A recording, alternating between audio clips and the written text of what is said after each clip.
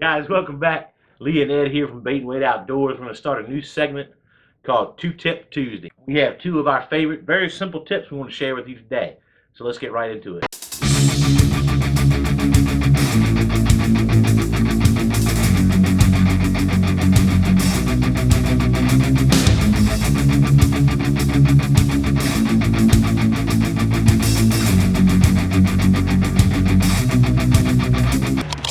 First off today for you, we have probably one of the simplest things I've ever thought of personally. I've seen some other people do it. I started doing it when I was younger, when my memory wasn't that good. I learned it from you. Yeah. This goes back to when I was younger. I had a wide variety of crankbaits. My dad was a big lake fisherman and used a lot of crankbaits.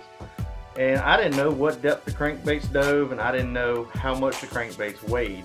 I think what's important with that also is the weight of your lure comes into play with the action of the rod also. Yeah. Like just the other day, Brian and I were out on the bay, and I had a mirror lure that he had given me, and I'd stuck it in the box. I had no idea what the weight was on it.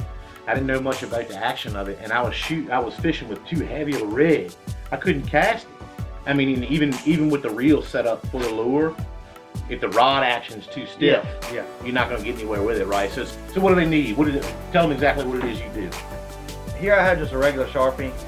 I prefer the fine point Sharpies. They put less of a footprint on your lure. With the Sharpies, you're just going to draw on the bill itself. That is like the one we did was a 1/4 ounce. The crankbait weighed a 1/4 ounce and it dove 6 feet deep. You just write on the bill, very simple. 1-4 6 foot mark. You just throw it in there. Throw it in the box. And it won't come off. Nope, it's done. What do you do for lures that don't have a bill, like a spinner bait or a jig? You draw in the box itself the weight. You'll draw like in the bottom of the box, 1/4 ounce, 3/8, 1/2 ounce, 1 ounce, 1.5 ounces, all the way up. You draw it right in the bottom of the box. It's there forever. So right there, guys, crankbait or jerkbait, anything with a bill, don't mess with the presentation on the lure, right? Don't write on the side of the lure, but on the bill itself, weight, depth. Immediately you know what to work with. If you don't have a lure that has a surface you can write on, for instance bucktails or anything else, write it in the tray in your tackle box. Alright, so guys, this is one of my personal favorites. I learned this from Brian years ago. This applies to fluoro, mono, not braid. Now, you're going to need a bowl. Any bowl will do. You can use Tupperware, you can use a mixing bowl or a 5-gallon bucket. Use a 5-gallon bucket, right? Put some water in there, enough water to allow your spool to suspend, and we're going to feed the line from the second eyelid down the rod, okay? Now when you cut off your excess at the end, you can worry about feeding that down the tip, but we do it from the second eyelid on the rod. It makes it easier to work with. So make sure you flip your bail over, tie yourself a square knot. Any knot will really do. If you don't know the right knot, tie a lot of the wrong one. Tie it on your spool there, start spooling. You're going to take and hold the line between two fingers, keep tension on that spool while you reel. Start reeling, right? There's going to be a little bit of water flying, but you're gonna reel that line on there.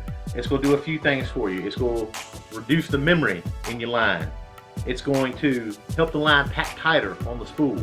And probably most importantly, it's going to keep that line from burning your finger while you're spooling the line. One of the two worst things you can do is not put enough line or put too much. You want to leave about a 1/4 inch gap on the spool on the top and bottom. That's a good place to stop. A good indication of whether or not you have too much line on there is if you're throwing spools of line off after a cast. So when you've made that cast, if line spools are coming off on you, I actually have a B-roll clip. Yeah. The pond fishing video. The pond fishing video. Back to the pond fishing with Pops. I bought that reel.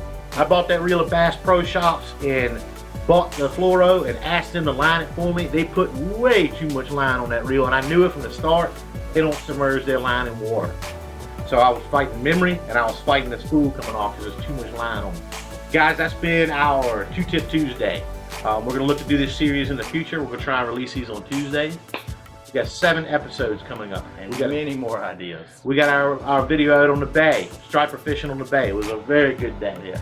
We've got a catch and cook for the striper. We've got a catch and cook with venison from this black powder season. We got a 2-part series from a week of black powder hunting here in Virginia. What else we got? We got squirrel hunting coming up. We got squirrel hunting coming up. We got a mystery tackle box versus lucky tackle box where we'll be announcing the winner of our lucky or mystery tackle box giveaway. And make sure that you like, make sure you comment, and make sure you subscribe to keep up with us. I'll have a good one. Tight line. Thanks, guys.